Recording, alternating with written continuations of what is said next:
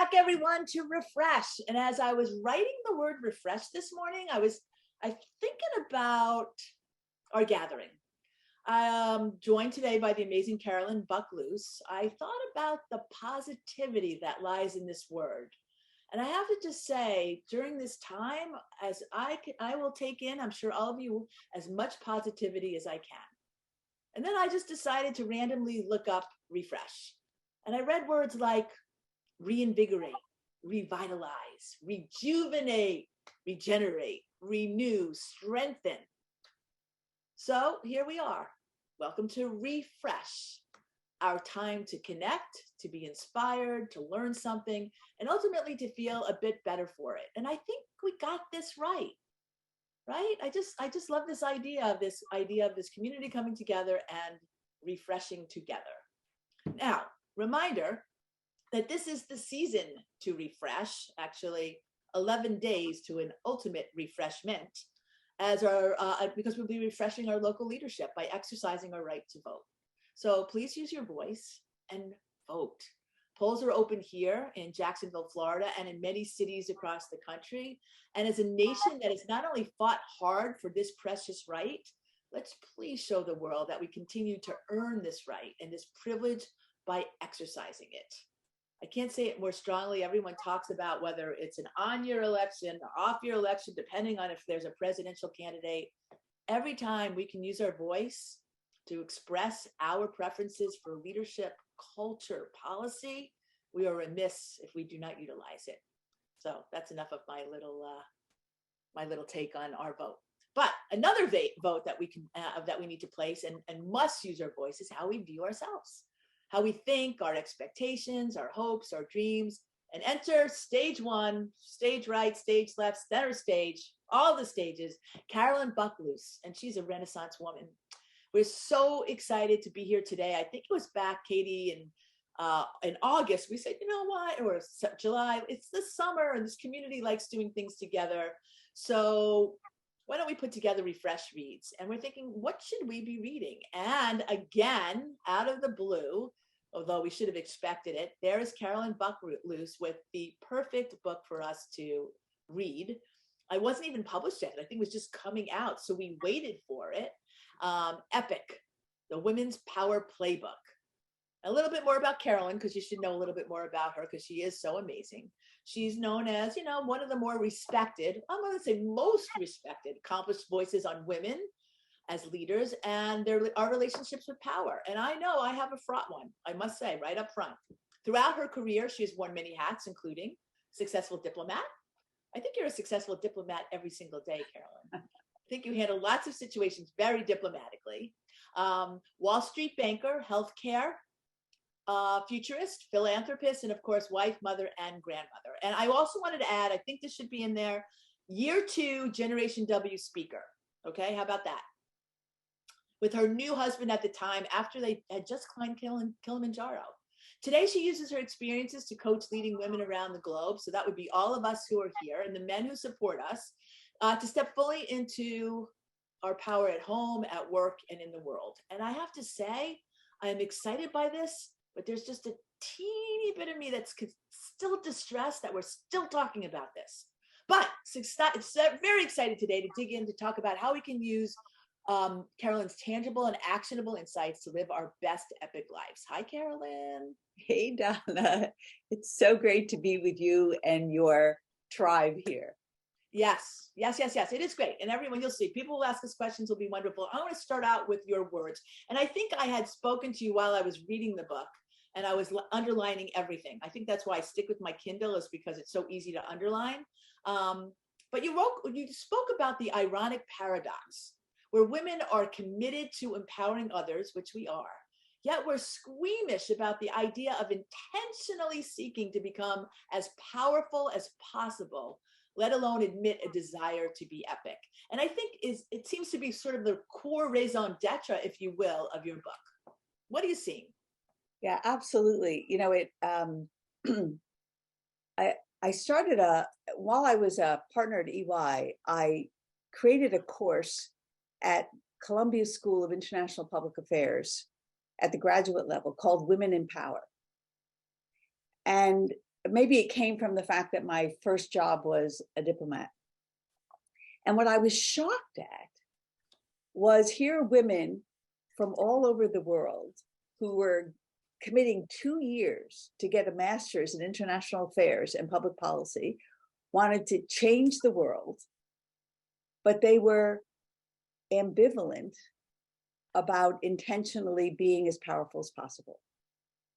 And what I realized is that there are certain words like power, ambition, and even the word epic that women kind of wince and cringe on. Yes. And so I really want to defang all of those dirty words. I like So, that. Yeah. yeah, I mean, power is not a dirty word, nor is ambition. So the way I like to try to describe this is power is just a current. It's like water or electricity. It's not good or bad. It's just is. It's a force to be used honorably. And it has many different currencies: knowledge, relationships, resources, status, position, personality, beauty. Those are all currencies of power. And there's nothing wrong with any of them if they're used on behalf of others, if they're used in a service that makes the world work, if they're used with integrity and authenticity. And in fact, it's an insult to creation if you don't use them. I mean, why not? Right. Let me ask you a little question, because I am one of those women. I'm going to raise my pencil on that. You and everyone. And but this is new, because I'm going to also talk to your diplomat expertise. And so when I began this work and everyone talked about women's empowerment, I'm like, no, I don't want to talk about empowerment. Not only do women have issues with empowerment, but so do men. And it's different. And therefore, if this is my thinking at the time, I'm evolving. If you wanted to create a space for women empowered, you needed to also not be threatening. And I know it's funny because I've had many, many arguments, fights, as well as lively discussions about this. And so power, to those who have it, is a finite currency, right? And therefore, if people think you're trying to get something that there's not enough to get around, to go around for everyone, and you're taking something away, they'll feel scared by it. And so I said, you know what? We can use other words besides that will allow us to step into our own, taking into the purview of the macro culture. Does that make sense? Well, I would say you're. I mean, feel free. Like, as I hear myself say it, as I hear you say it. Well, I'm going to say, Donna, you're 100% half right. And you know what? That is my track record.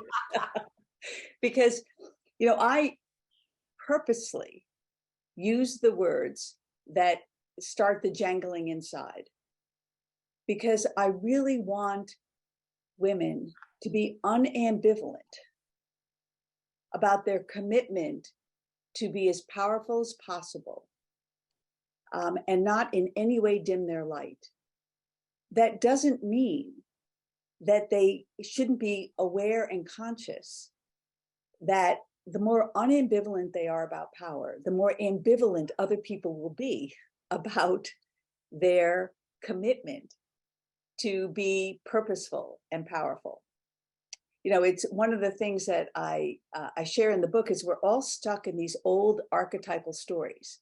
Yes. One of the stories is, and I found this because no matter where I traveled in the world, I would ask women, who was raised to be a good girl?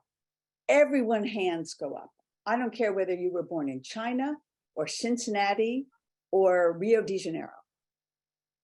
Everyone was raised to be a good girl. They know what that means, which means don't invite yourself to the party. Don't make other people uncomfortable. All of the don'ts and shoulds and musts. But then I would ask the question, okay, and who here is ambitious? And I wasn't sure whether people were raising their hand or fixing their hair. Interesting. Okay. Yeah. So we so deeply know the good girl story, but we are, every time we experiment with going outside of what other people expect from us, we meet another archetypal story, Goldilocks, where we're told we're to this or to that and never just right. And part of the gift of being us is that we are so committed to take care of others, but we also don't want to make people uncomfortable. But it's outside your comfort zone where innovation, creativity, and new awareness happens. So that's the challenge we have, which is how do we learn how to help people be outside their comfort zone? Totally. And collectively, but it's not just us. I mean, we can go into negotiation and expectations and being cast in certain lights if you say certain words. I mean, it really is a wholesale refresh of culture and attitudes and mores, really, when we approach this, don't you think? Yes, and that's why it's important that we're using power on purpose. Ah, I like that. Using power on purpose. I'm writing that one down. And I really mean I really am using the double entendre there, which is to be intentional about why we are increasing our power and intentional about how we're using it. So that's part of the on purpose. And then on purpose, which is why are we each on the planet? You know, what's our ability to make a unique contribution? And how are we following what I call the original instructions, which is we were born to give our gifts in love. Yes. So how do we understand what that means for each of us? So, for example, I love the fact that you have invited and encouraged everyone to vote. Yes. When you think that it was that women in this country fought for the vote for 60 years before we got it. Then we got it, but only white women got it. Yep. And then we had to fight together for another 100 years for Black, brown women also to have it. And we're still fighting to be able to use our voice. So 200 years, that means probably 5 generations of women who were on purpose, even if they weren't going to see the fruits of their labors in their lifetime. So once women can really connect to why are they particularly on the planet and what seeds are they going to plant to be the ancestors of an age to come, then all of the concerns of how will people feel about me, how will they judge me, will they like me, will I still be loved, will they be angry with me, did I make them uncomfortable, they begin to fall away because you're really connected to using your power on purpose. You know, I love that more than I can tell you. And I want to share Joy Kurtz's comment, who is one of our very thoughtful, wonderful women regulars, who everybody is. I thought about Golda Meir when I was reading this book, a woman who had and used her power, but was thought of as a grandmother, a soft person. Oh my God, I don't think Golda was a soft person, because power has been used so negatively, often by women, but also by men, but also by women, that has that connotation. Your book really allowed me to rethink being an epic woman, and you are epic, Joy. But Carolyn, how do you feel about that? It's pretty special. Well, I'll take it. You know, one of the things that I try to have women do when they get a compliment is to say, thank you. It's true. To own it. And so let me just talk a little bit about the 4-letter word epic. Yes. Because I used to get a lot of pushback around using that word. And what I purposely called the book epic, because epic actually means a long form story of daring to do. That's what it means. You know, it's a saga, the epic of Homer. It does not, you know, we currently sort of understand it in the masculine construct of it as an adjective: better than, bigger than, master of the universe, king of the hill, which is all about me. I mean it in a different context. Okay. What I mean it is in more of a relational commitment of recognizing that we each have the power of the universe inside us. Okay. And that we have everything we need right now to have a life of meaning and purpose. Everything.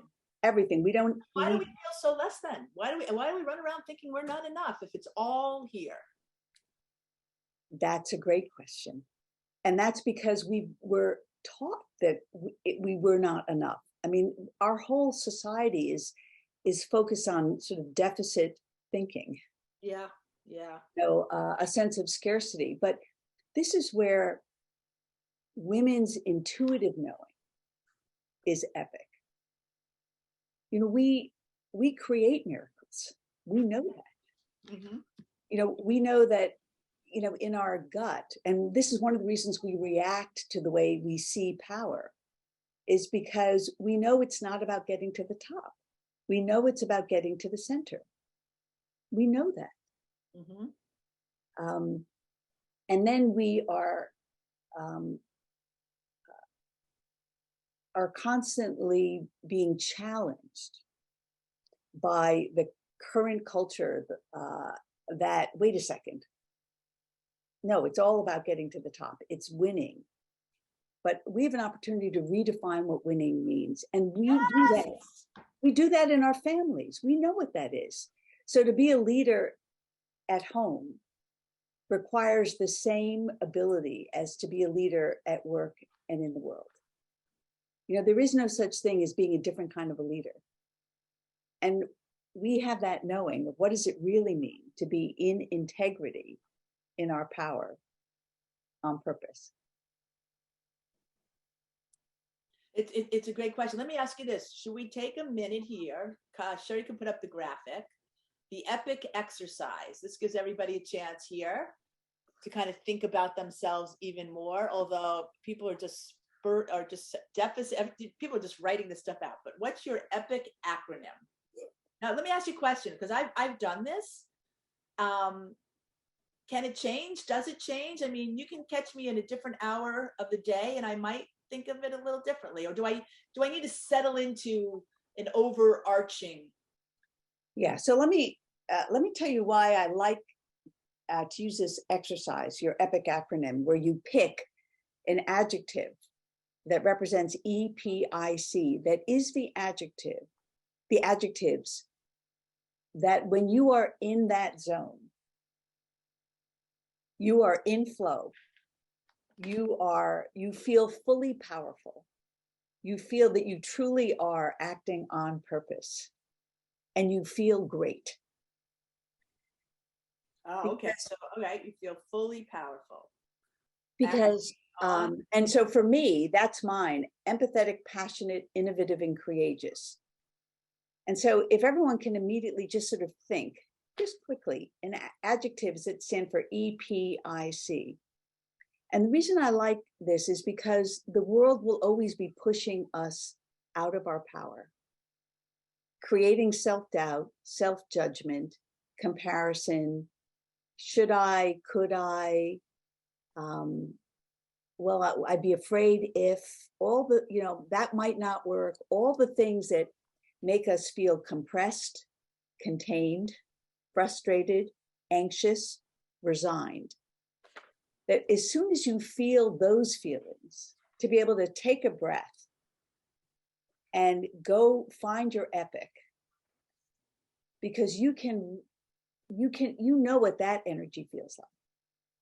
And by just taking a breath, finding your epic, you will actually make a better decision.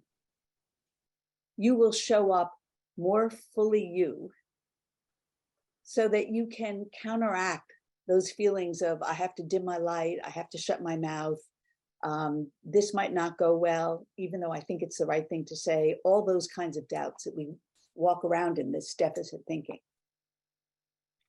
Wow.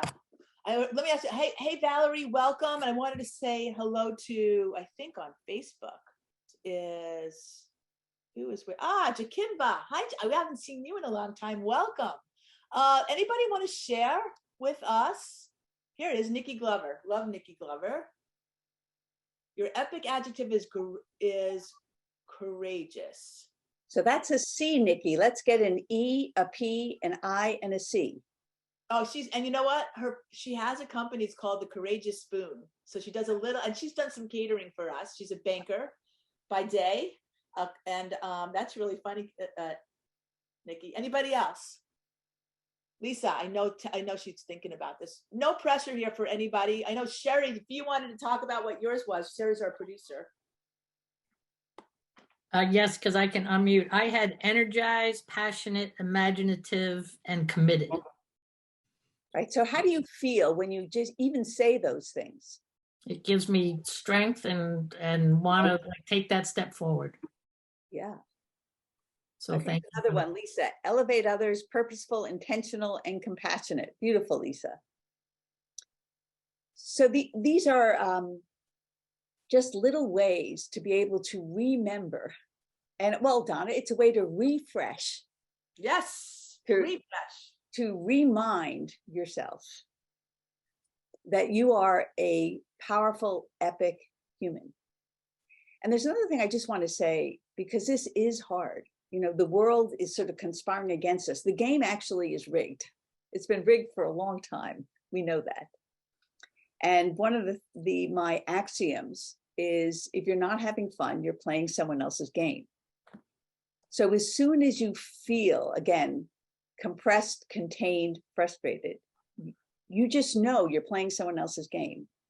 And being able to get back to your epic energy allows you to know that you're back in your game, and your next game move will be more appropriate, more authentic to who you are and what's longing to happen for you.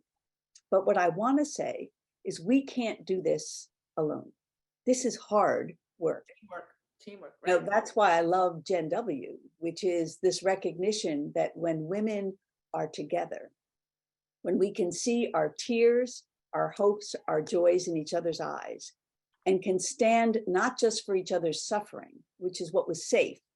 You know, it was always safe for women to be together and talk about ain't it awful. But it hasn't been so safe for women to come together to talk about how powerful we are, how purposeful we are, how committed we are, how ambitious we are. Not ambitious for ourselves, but ambitious for a world that works. Ambitious for a better story for everyone.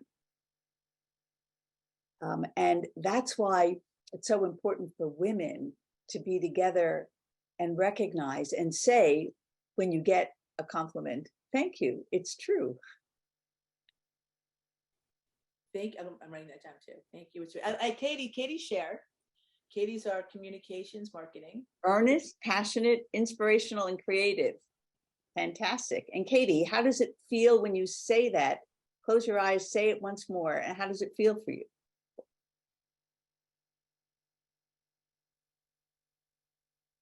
You're allowed to talk, Katie, if you can. Or just put it into chat. You could do that too.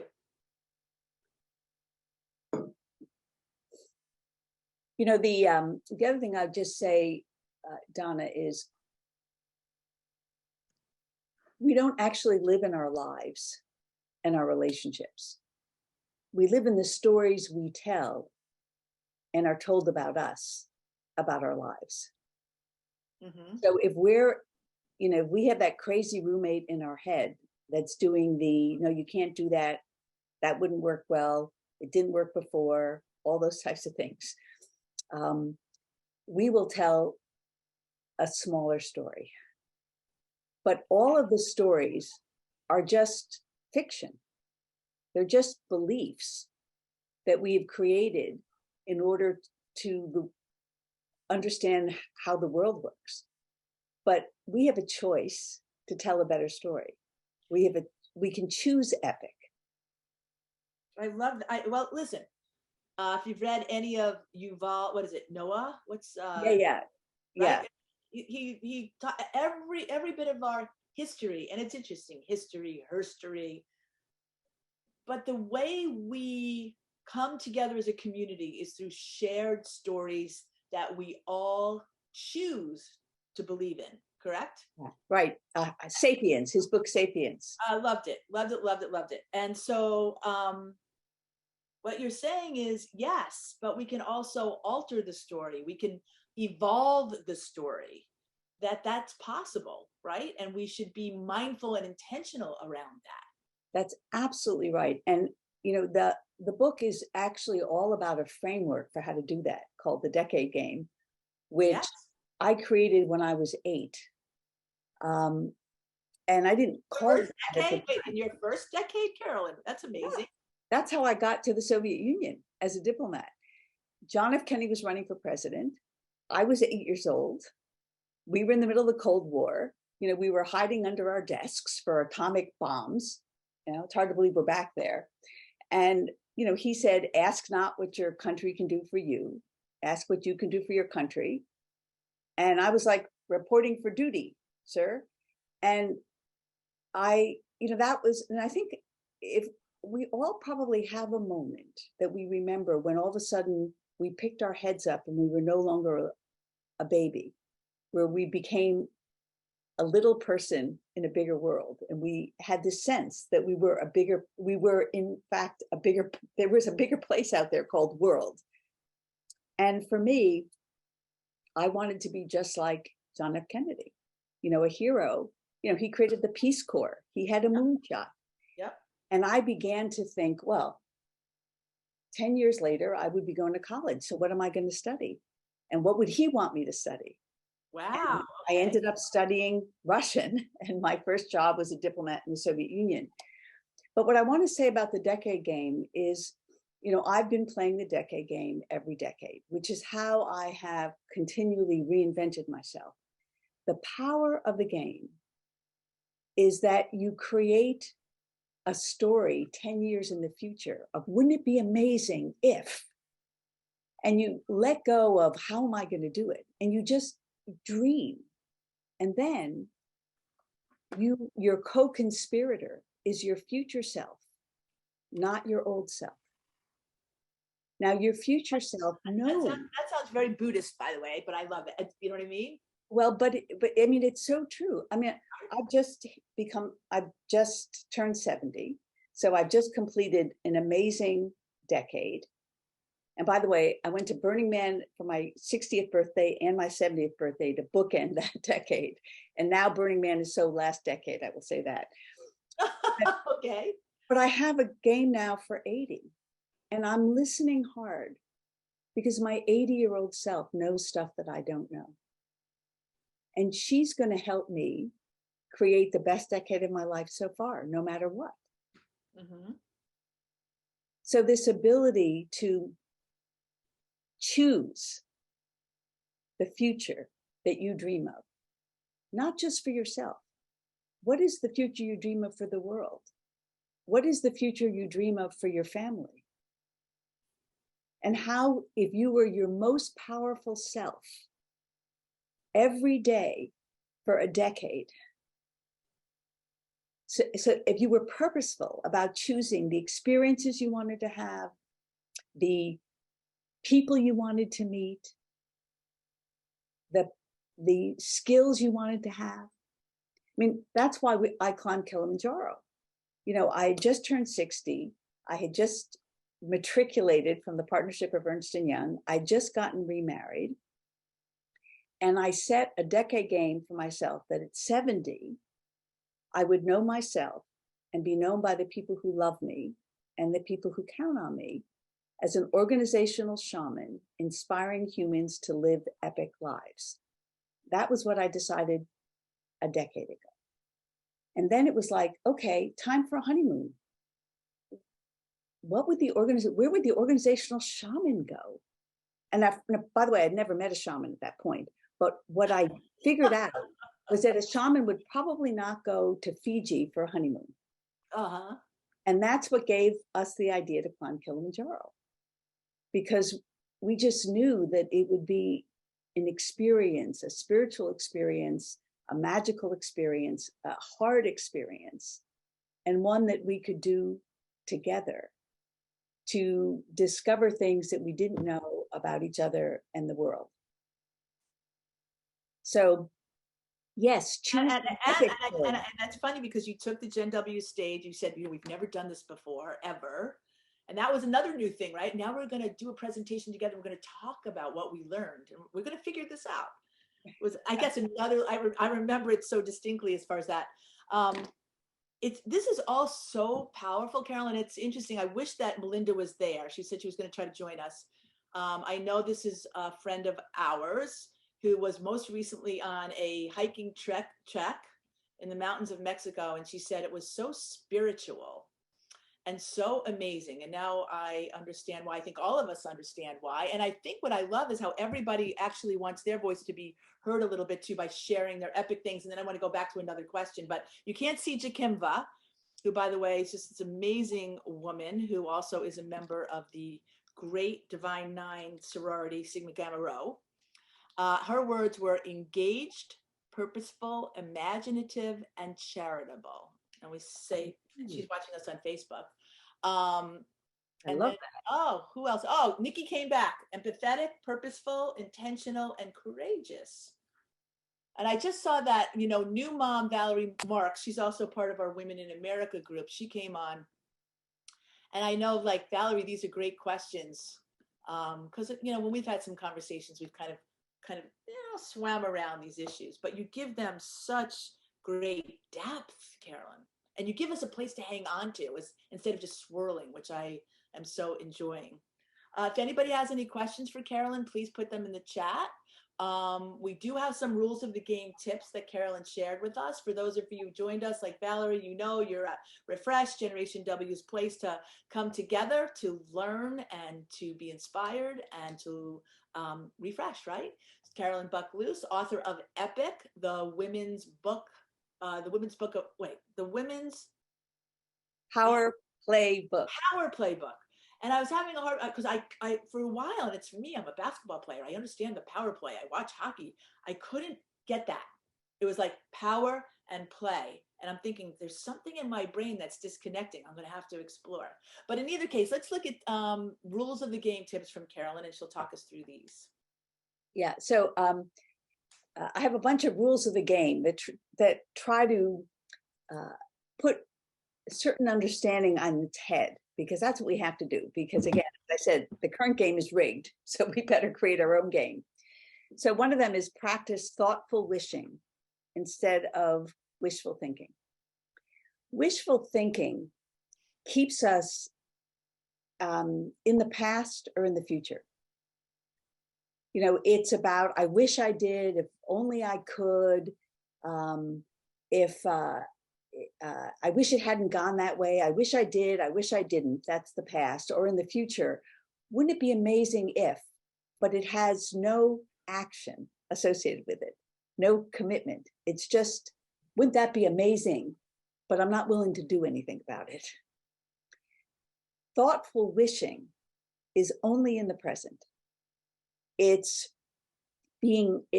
wanting what you have, doing what you can, and being who you are. I'm a Wadobe. Right. And it's knowing that you've got everything right now, everything you need to be able to discover meaning for yourself today and create meaning for someone else today, which, by the way, is epic. It also allows you to make decisions today based on everything you have today. Again, wanting what you have, doing what you can, and being who you are. And the amazing thing about thoughtful wishing versus wishful thinking is all thoughtful wishes can come true. So that's practice thoughtful wishing instead of wishful thinking. The next rule, the power positive no, I take this straight from William Ury, the great peace negotiator, who wrote Getting to Yes And he also wrote a book called The Power of a Positive No. And I chair his board. And talk about a man on purpose. You know, he's committed to solve intractable problems and is behind the scenes in almost every armed conflict that we've had over the last 40 years. So what he says is the power of positive no, which is so important for women who don't want to disappoint anyone, don't want to make anyone uncomfortable, and therefore have trouble with boundaries. The power of positive no goes like this. It's a yes, no, yes. Yes, Donna, I can understand why you've asked me to do A, B, and C. No, it's really not my work to do. And I wouldn't be able to do it with full integrity. Yes, I would love to be able to introduce you to someone who I think would be a better fit for you. So that's a yes, no, yes. And that's a wonderful practice to be able to be clear about what's your work, making sure you're not doing other people's work, knowing where you stop and other people start, but being able to deliver that message in a loving and generative and generous way. Yeah, that's really good. How many of our group here and on Facebook feel that power to say yes all the time? Yeah, definitely. Definitely. I don't know. Hey, Emmy, and Emmy, welcome to Emmy. Emmy's on the West Coast. Yeah, I'm always saying yes. And okay. It's okay. It's and this is you know, all of these are rules that work at home, at work, and in the world. So to be able to think about all those. Yes. Yeah. And then this last one, the trials and tribulations of the past are treasures that fund the future. Tell us about that one. Everything that's happened has gotten you to this point. One of the things that I found, Donna, when I work with women is there is shame, pain, and grief that we hold based on some of the decisions that we've made in the past. Yes. I know this to be true. When we begin to look at how we have leaked power and are willing to look at it straight in the face, there's grieving that happens. Yes. However, we are the sum of everything that's happened. Yes. You know, the highs and the lows. Yes. And to be able to honor all of them is, and forgive yourself. Yeah. Let go of those stories that had you do what you did, say what you did, feel how you did, knowing that they were part of the journey. And then choose the story that best serves you now. And that's what I mean by that. If we can really do that work of self-compassion and self-forgiveness, that's part of the path to power on purpose.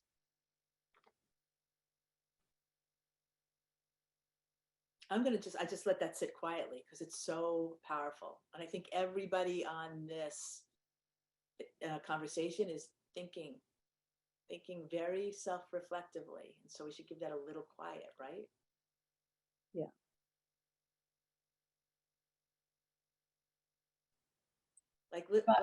Look what Joy's sharing with us. How beautiful and vulnerable is that? And Joy, let me just say that midway through my decade, 50 to 60, my husband passed away. And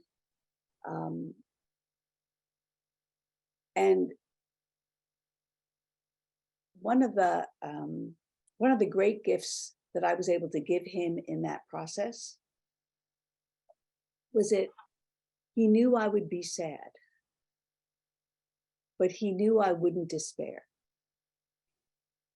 because he knew that I had a connection to why I was on the planet and how I could make a difference, and that I was able to know that whatever happened, I could find meaning in it for myself and create meaning for others.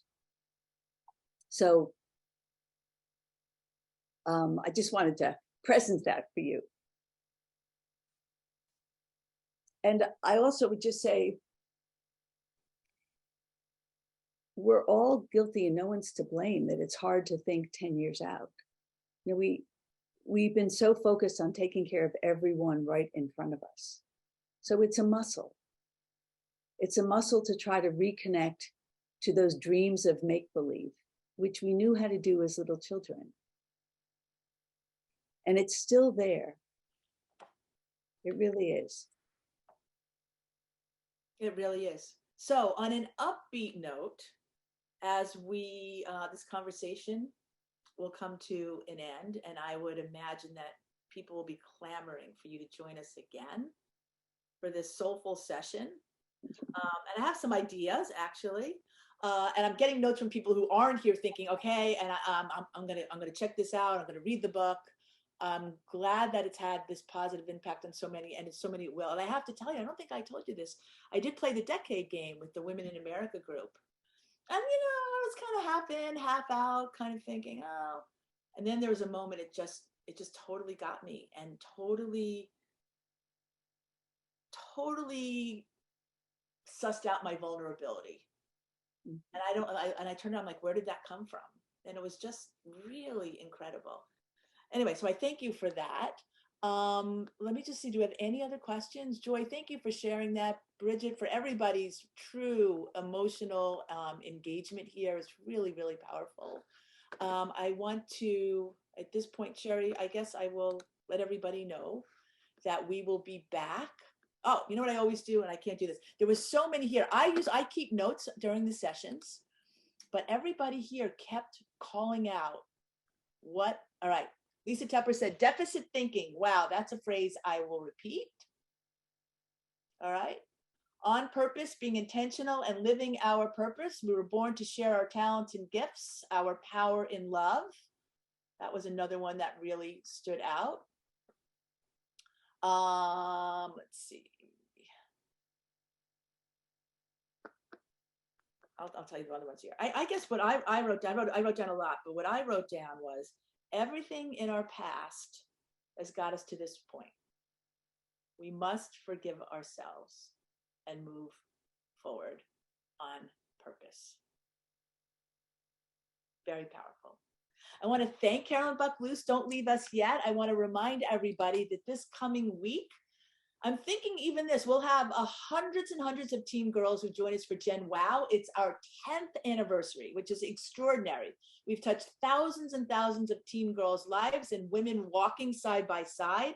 It's on Tuesday. If you're in this community and you have a desire to walk beside a young girl, have your spirits lifted by incredibly important, impactful, emotional, uplifting, positive and possible messaging and stories. Actually, this is where we share the stories that we can rewrite for ourselves. If I'm going to put it in the language of epic and the inspiration of Carolyn Buck Luce, I will say this is where the girls get to reimagine the life that they want to see themselves in, because everyone brings it to this. It's 1 o'clock at UNF. If you haven't registered, please do. If there's a young girl you want to bring, please do.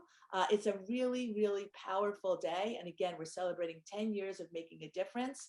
And I'm thinking, we might want to introduce this epic story, like this using of epic, as part of our curriculum. We can talk about that too, Carol. And I think it'd be really powerful for the girls, just like it was for all of us today. We will be back on the 30th of November with another great friend of Generation W, the remarkable Pamela Culpepper. She will be talking to us, as she always has. Remember, she heard her son from Vision 2020. They talked about turning the impossible into I'm possible. She's a cultural change leader who made history earlier this year by becoming the first Black woman to serve on Prada's board. Okay, that's awesome. She served as the head of human resources, as well as diversity and inclusion across the globe at some of the largest companies, which is where I first met her. She's just an unbelievably warm, engaging, intelligent woman. Aren't we glad, Carolyn, to be traveling in this tribe of all these remarkable people? It's epic. It is really epic. So again, come see us on the 30th. If you can see us before on November 1st, if you're in this community, if you'd like Generation Wow to come to your community, wherever you are, raise your hand and we can begin that work as well. And please join me in thanking an epic woman who created this epic period of time to touch our hearts, actually activate our minds and bring us together with a vision of a 10-year horizon, but maybe we can just be even a little better to ourselves tomorrow. Thanks, everyone.